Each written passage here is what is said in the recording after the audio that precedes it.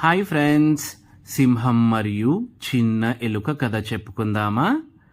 ఒకరోజు అడవిలో ఒక శక్తివంతమైన సింహం పెద్ద చెట్టు కింద నిద్రపోతూ ఉండేది.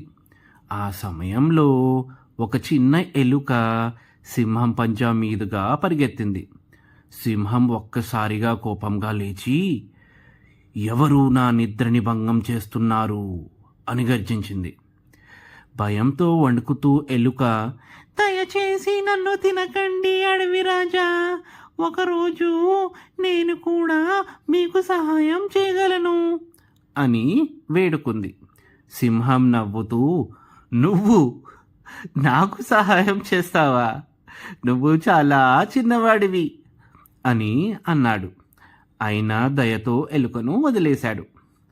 కొన్ని రోజుల తర్వాత వేటగాళ్ళు సింహాన్ని ఒక వలలో బంధించారు.